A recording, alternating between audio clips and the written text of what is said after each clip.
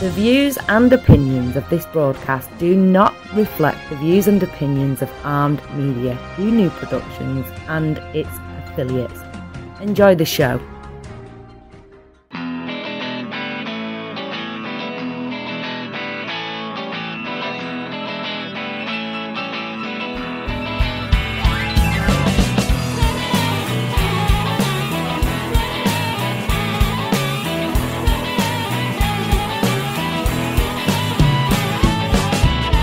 Teflon pan man, I'm the Teflon pan man, ain't nothing gonna stick on me.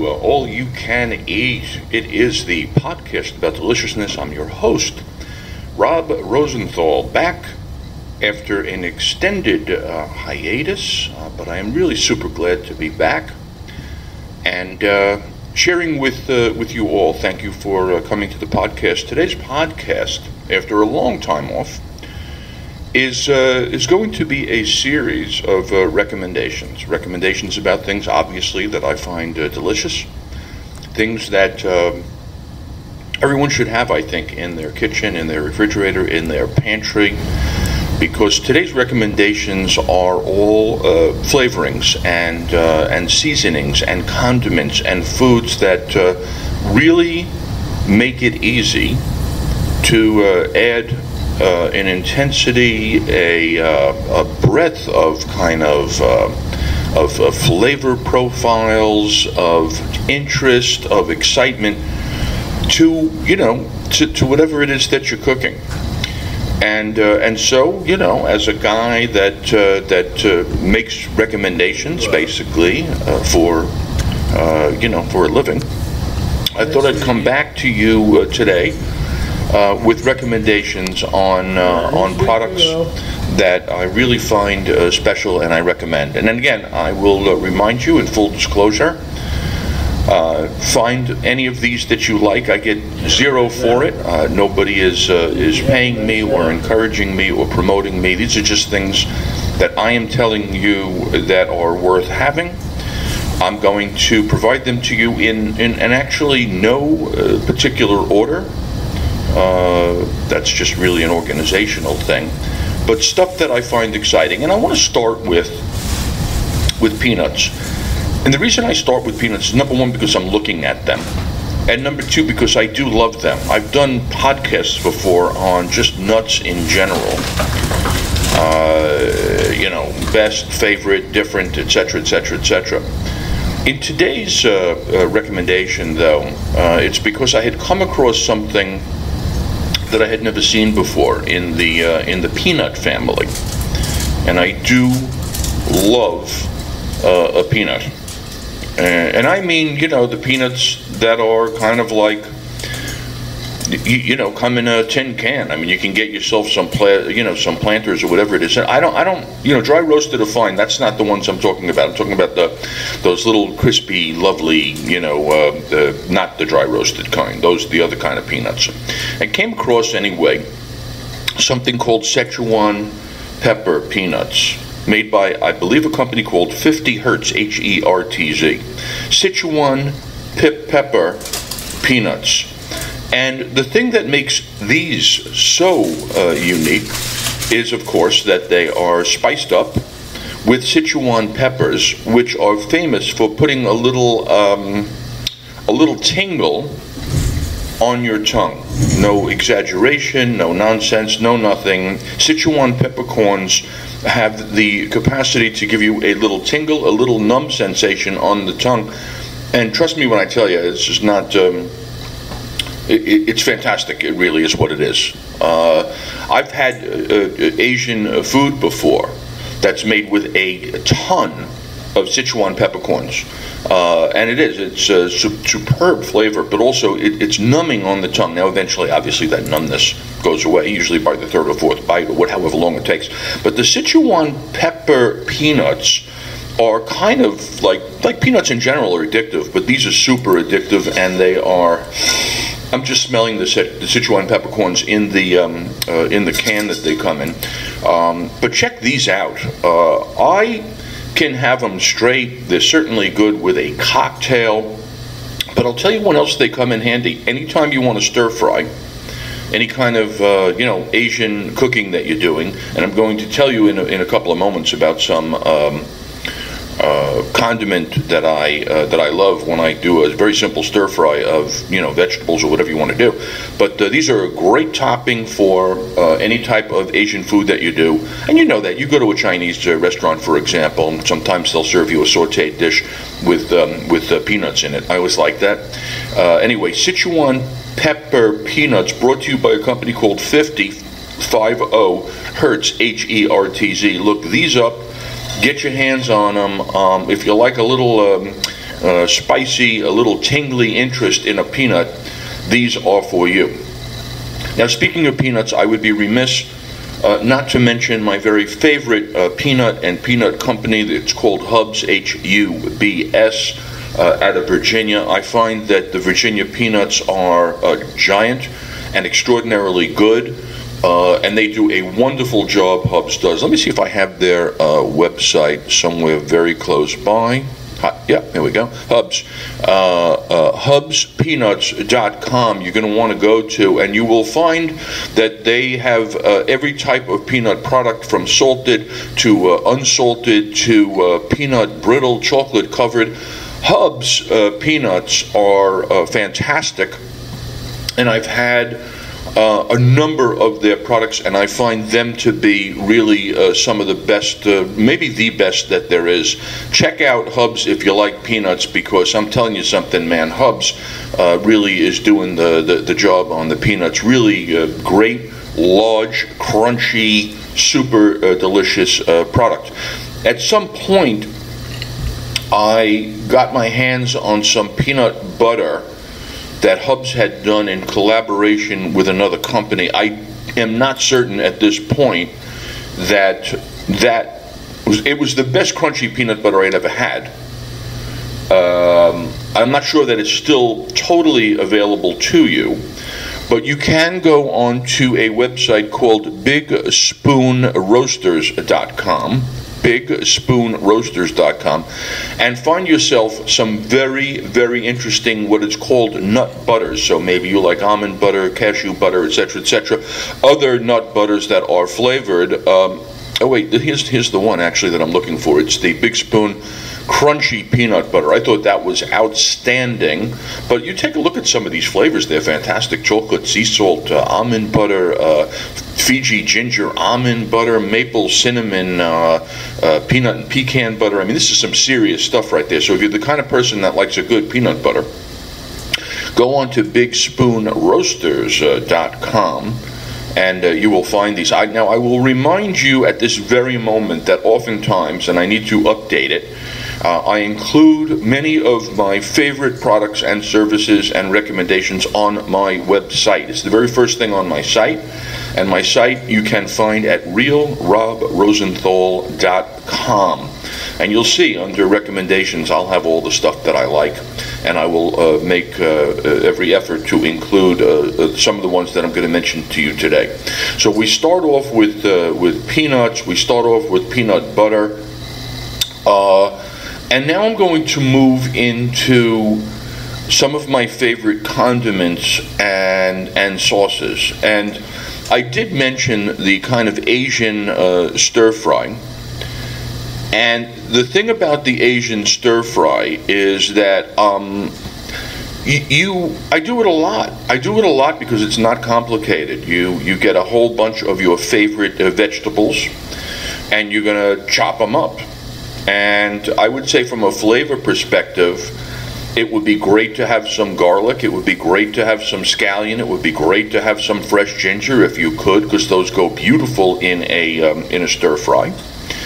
And then you got to say, well, how am I going to kind of add some other flavor to this? Does it require any kind of soy sauce or any kind of sesame oil? And those are super good ingredients to have, and perhaps all that you need. But I am here to tell you about a few. Let me press another button and see. Oh yeah, there's my home page. I'm here to tell you about a few other products that I find simply perfect for the Asian stir fry. Perfect in the sense that they bring just an enormous level of flavor. And the first one I'm going to tell you about is a sauce. It's called Japanese barbecue sauce. The company is called Bachan's, Bachan''S, Bachan's.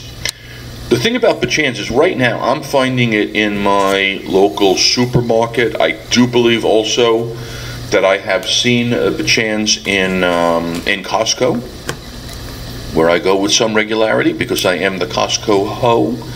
If you can get your hands on Bachan's Japanese barbecue sauce, you are going to want to do that. Again, right on my website if you want to see more about it at realrobrosenthal.com. And the beauty of Bachan's basically boils down to this. If you're making a stir fry and you want to bring some flavor to your sauteed vegetables or chicken or shrimp or whatever you decide to put in there, you just give it a shot of this Bachan's Japanese barbecue sauce and you're good to go.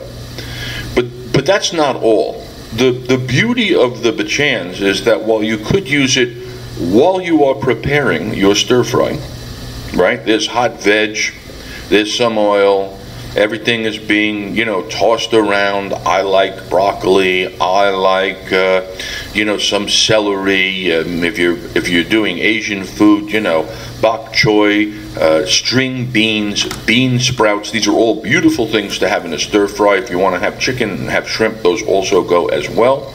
But the beauty of the Bachan's is not only that you can add it in to complete that stir fry, but you can also use it before you get into the stir fry. So you're marinating, for example, pieces of chicken, or you're marinating a little bit of shrimp, and you can marinate those things with this Bachan's sauce. Fantastic, right? And here's the best part of it. We talk about multi-purpose. If you didn't use it before, if you didn't use it during, the other beauty of the Bachan's is that you can use it as a dipping sauce. So for example, if I am making frozen egg rolls, or I were making dumplings, or anything else that I wanted to dip into something with an Asian flair, I would immediately use Bachan's. So it's a great product in that it has all of those purposes for you. You could use it marinade, you could use it as the sauce in your stir fry, and you could use it afterwards to dip in Asian products. Now, we're on Asian products, and I will tell you about the next one for which I have an addiction, and it's called Spicy Chili Crisp. You've seen perhaps many of these products around. Oftentimes, if you go to an Asian restaurant, a Chinese restaurant, on the table, you'll see some version of something that's intensely red and has chopped up pieces of something in it, usually peppers, maybe some garlic. Spicy Chili Crisp, to me, while there are multiple brands, I am a purist in this regard. I am looking at the bottle. Laoganma.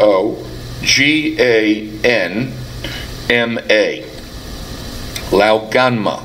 Now, I would go right to Amazon, as an example, look up Spicy Chili Crisp, and come to Laoganma. And you'll know you're at Laoganma not only because it says Laoganma, but because you will see a picture of an Asian man right on the label, wearing a white kind of vest or a cooking apron, and mostly a whole lot of Chinese letters.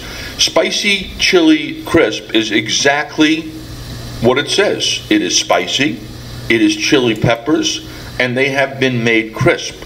So how to use it? I use it everywhere all the time. If in answer to your question, I'm addicted to it. So for example, in any kind of stir fry, I throw in a tablespoon of Spicy Chili Crisp.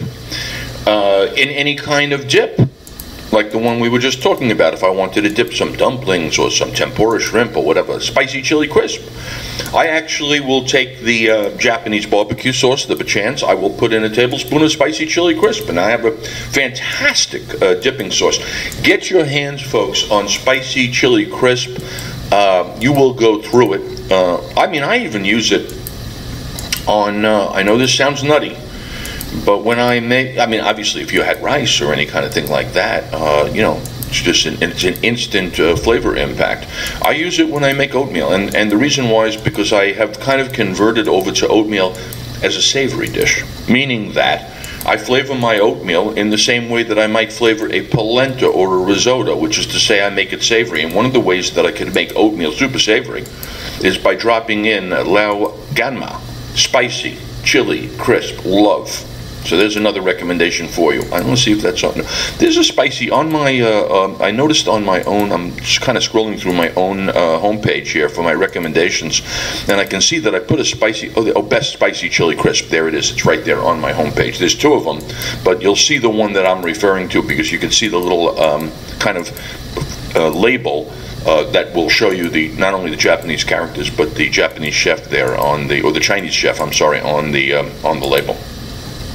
Spicy chili crisp. And then finally, no, not finally, I'm coming to another Asian flavor that I use all the time. This one, however, is Korean. And I would say the thing to know is that I love Korean food. It's become increasingly more popular over the years. It is high impact flavor. Oftentimes made kind of barbecue at the table, a lot of noodle dishes, but I will say that if you, you're probably familiar with kimchi, the fermented vegetables. Kimchi, the fermented vegetables, are made with a dry red pepper powder called goshugaru. And goshugaru is made of the same root as what I'm going to tell you about, which is the gochujang. G-O-C-H-U, probably C-H-A-N-G, or sometimes you'll see it spelled with a J-A-N-G. Gochujang is the Korean condiment that is made with a soy. There is a fermentation process. It's made with the red pepper, goshugaru. It is both spicy as well as sweet, and that's what makes gochujang special. That it has the combination of a little bit of sweetness from the fermentation process that they use to make it. It has the spiciness from the red chilies, and it has what we have come to know as umami, which is like this an intense savory flavor. Now, when you get your gochujang, and you're going to be able to find it, obviously you can find all these things online, but you can find this in any kind of, almost any supermarket that has the Asian aisle. You'll find gochujang. It's the stuff that comes in those plastic kind of rectangular containers. There's 10 brands. You'll also find with the gochujang that you can get it spicy, you can get it mild, you can get it in various themes. However you get it, get your hands on gochujang. What a beautiful flavor. And because you have the mixture of the sweet and the spicy, that kind of does tone down. The sweetness tones down the spiciness a bit. How to use? Again, in stir fries, in marinades. The thing about the gochujang, because it's a red pepper paste, is that you do need to combine it with some liquid to use it, for example, whether it's in your stir fry or for a marinade. And what's the liquid that you're going to use? I mean, soy sauce is certainly one of the most obvious ones, but you want to break it up a little bit, liquefy it a little bit, because it is a thick paste. Gochujang it makes anything that you're making kind of, Asian, Korean flavored. Fantastic. I mean, simple, right? Because if all you were going to do was cook up some noodles, or as the Koreans do in their cooking, rice noodles, fantastic. All you would really have to add to it, and I do this a lot, is some gochujang. and maybe a little soy, maybe a little touch of sugar if you want to, again, tone down the spiciness and bring a little bit of extra sweetness to it. Maybe some soy sauce, maybe some sesame oil, maybe some chicken stock, maybe some vegetable stock. But the point is, this stuff will turn noodles into magic. I had it last night. I went to a place and took out last night a bowl of udon noodles in broth. It was lovely, but it needed flavor. I just put in a whole, a teaspoon or two of the gochujang. And again, you could do the same thing with the spicy chili crisp. You could do the same thing with the Japanese barbecue sauce. These are all beautiful flavors and additions to food, for which you really only need one other ingredient, and that is my style. If you know any of the stuff the work that I've done, I've written a book. The book is called Short Order Dad, One Guy's Guide to Making Food Fun and Hassle-Free. And the premise behind the book is, how to get the most taste with the fewest ingredients and the least effort. So if I can do 2 ingredient dishes, I've accomplished something, as long as it's like intensely flavored, and a lot of flavor, most taste, fewest ingredients, least effort. So if I can get some noodles, throw in some, peas or something else that I like, and then add one of these flavors to it, I'm good. Let me give you one more sauce that does not fall into the Asian family like the others do. And it's called Lingams. So Lingams is a hot sauce, Lingham's'.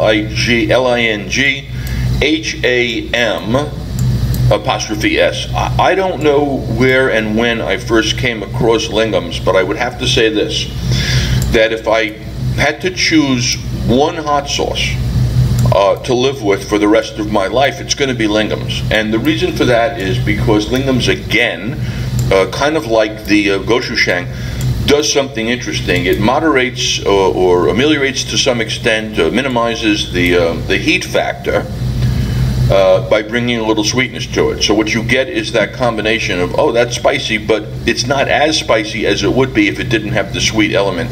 I love Lingham's. Let me see if I have that on my page here. I have gochujang, I see that. I have some chili crunch. I have some peanuts on that page, and I do not have the Lingham's. But if you can find it, and when you can find it, I know because I've ordered some recently. Lingham''s. Lingham's hot sauce is beautiful.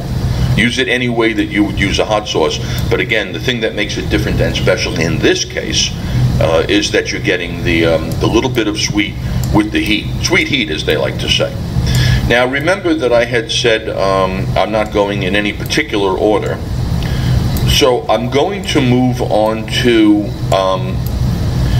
3 beverages right now, maybe even 4, because I'm looking at my own website and I can see watermelon shandy, which I haven't seen for a long time. I'm not even sure where to get it, but there is a company that makes beer. It's called Narragansett, which means it's probably in Rhode Island. Anyway, they used to do, I don't know that you can even still get it, a watermelon shandy, which is really good. Shandy is like the combination of beer with lemonade. This one was watermelon flavored. I'm not going to spend too much time on it. I don't even know if it exists anymore. But damn, that was a beautiful product. I was eating at a restaurant recently, and I didn't want to have necessarily a cocktail or a wine. So I discover that they are serving the ale. What do you call that stuff? What they make out of cider, like an adult, like a cider, but it's an adult cider because it has been distilled to become a beverage that has an alcohol content to it. So I like a decent cider. Generally, they're going to be made, oftentimes, most often, I suppose, from apples, but, there's a whole lot of other ciders that they're making with different fruits and whatever. Anyway, I'm at this place, and they have this pineapple cider, and with alcohol. Maybe 4 or 5%, kind of like a beer level of alcohol in the cider. And I decide to try that with my meal. And let me tell you something, man, wow! I am like, where did this come from? I never saw anything like it, never tasted anything like it. I like the taste of pineapple. It tasted like pineapple soda, but it was pineapple soda with a hit of, booze, if you will. The brand is called Ace. Very simple. Look up Ace Pineapple Cider Extraordinary. Where do I get it? I actually am able to go into an operation called Total Wine. I guess they call it Total Wine and Spirits. Total Wine is a pretty big operation in the sense that I've seen it here on the East Coast. I've seen it in California. If you're familiar, you know that Total Wine is magic. It's kind of like the Costco of wine and spirits. But that's where I found Ace Pineapple Cider that I could bring home, and I brought home as much as I could carry. This stuff is just delicious, refreshing. And of course it has, a hit of alcohol to it as if it were kind of a beer. Then, also in the beverage category, I'm here to recommend to you a brand of ginger ale, believe it or not. Ginger ale. Now, I don't drink a ton of ginger ale, but I gotta say that I like a little bourbon. And, one of the easiest things to do in the world is take a little bourbon and put a little drop of ginger ale in it, and you've got yourself a lovely cocktail. I don't know what they call it, but it doesn't matter to me.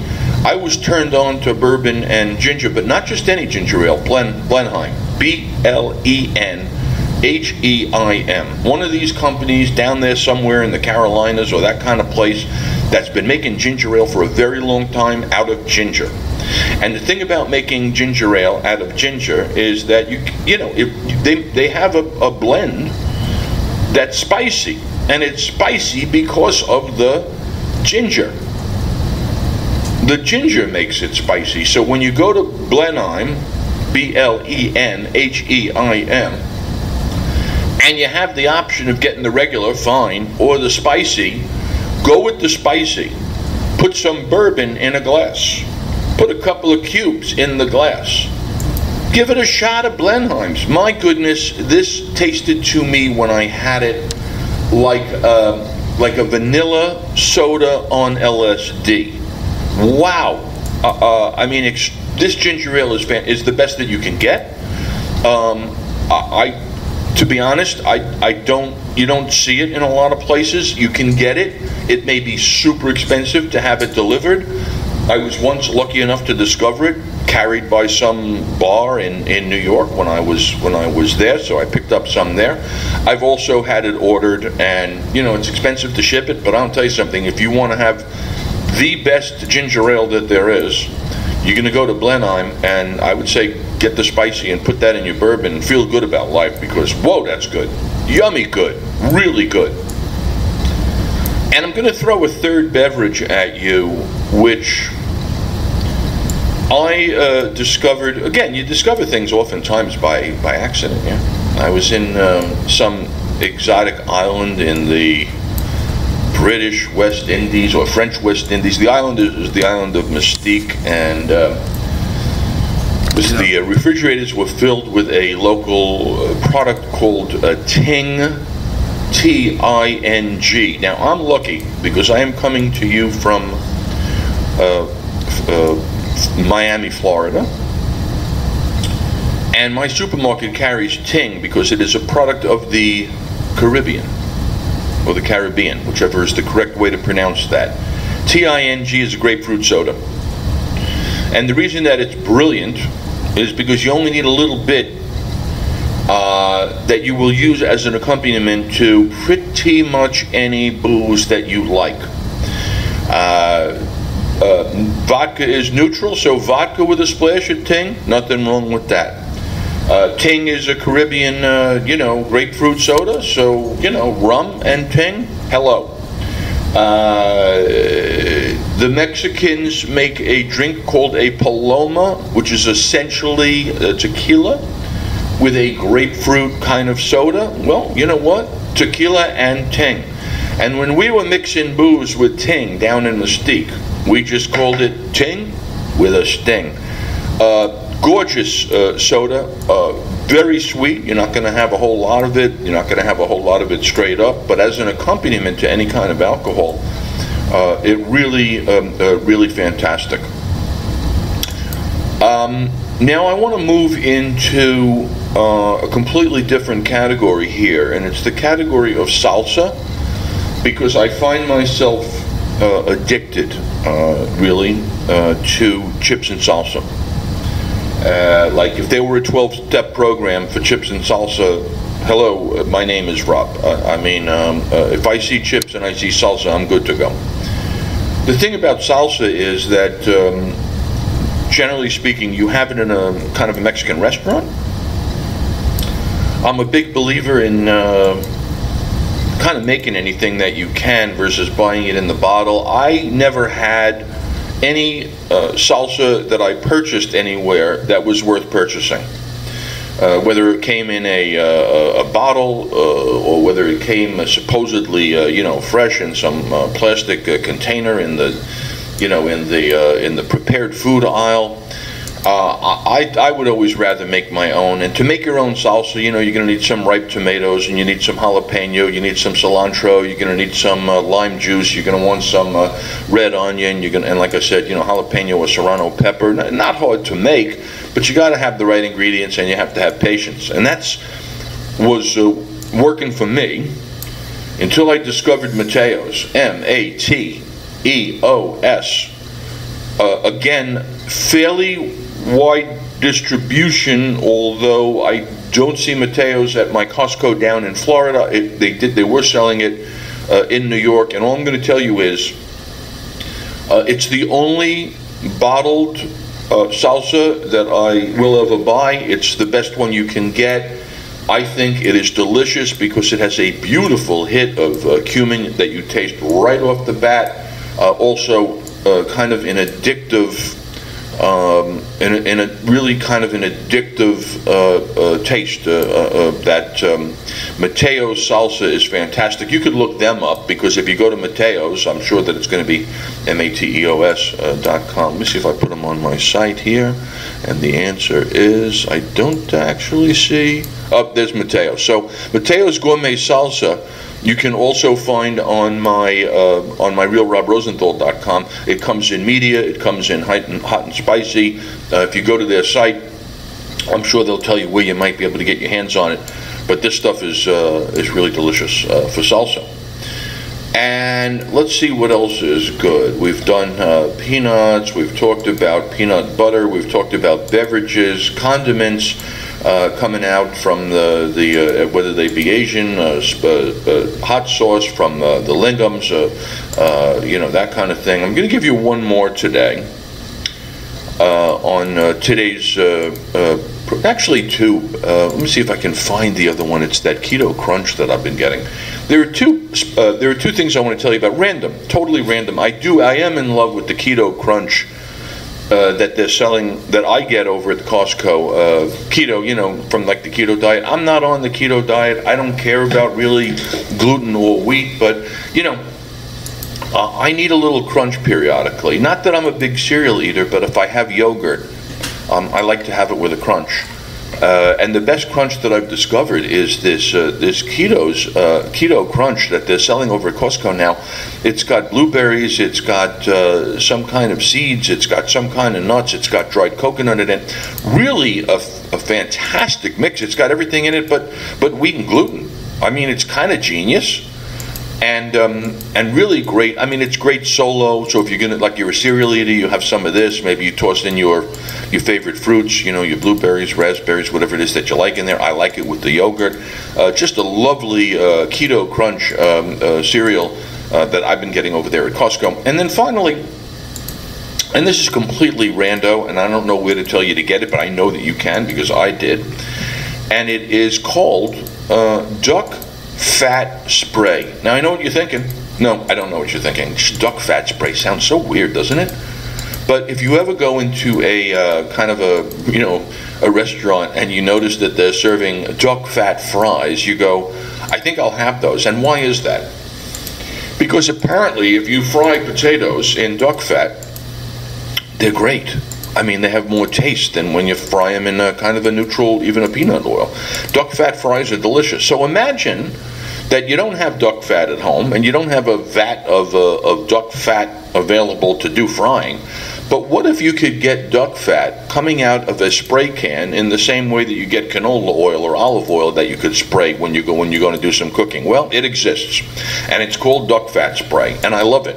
I love it because a little spray of this stuff in the saute pan before you saute whatever it is that you saute really makes simple, delicious food duck fat spray. Ladies and gentlemen, I am sorry that I was away for as long as I was, but I'm back.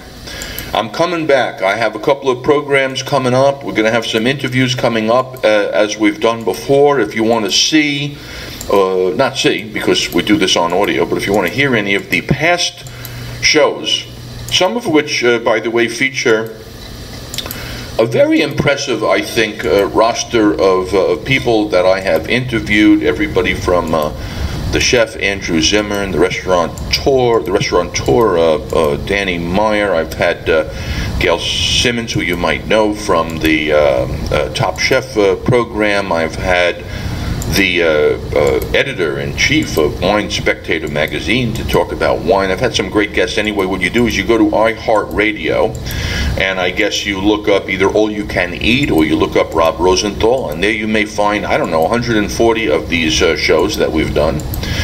You can also do that same thing on Spotify. Look up All You Can Eat, and you will see the inventory, the archive, if you will, of all the shows, including not only the ones where I've conducted interviews with interesting people, but the ones that I've done like today that are solo, but on certain subjects. Like, for example, if you're planning on traveling to Paris, France, or, you're going to Spain, I've done plenty of podcasts on those places as well. So All You Can Eat available to you on iHeartRadio. All You Can Eat available to you on Spotify and wherever else people listen to podcasts.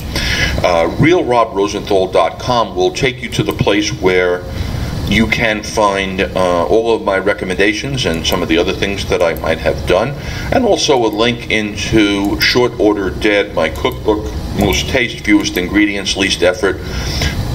Not only 100 recipes that probably use 5-6 ingredients or less, most of them, 95% of them I would say, but also what you can get in that book is all the things that I learned in cooking school. I always like to say I went to cooking school so that you don't have to, so I'll teach you how to do things like braise and saute and roast. That's in that book as well. Super present if you know anybody that could use a little hand in the kitchen, whether they're an aspiring cook or they just want to improve their flavor. Short Order Dad certainly would be a highly effective book for them. And that is a reminder also that while I don't have the website address in front of me, I do teach generally each month a cooking class. I've got the next one coming up in a couple of weeks on the subject, speaking of technique, of braising. So what you would do if you wanted to learn about braising live and online is you would go to 92 Street Y. It's the 92nd Street Y in New York offers a series, like a lot of online classes, and you should be able to look up adult continuing education classes in food and cooking and find me, and I'd be really super pleased to have you register and join for any one of the classes that I have. The next one, as I said, on the subject of braising. So there you have it. Rob Rosenthal with you here, recommending products that will bring deliciousness to your food and to your life. Until next time, remember this, my friends, life is short, so never waste a meal. I'm the Teflon Pan Man. I'm the Teflon Pan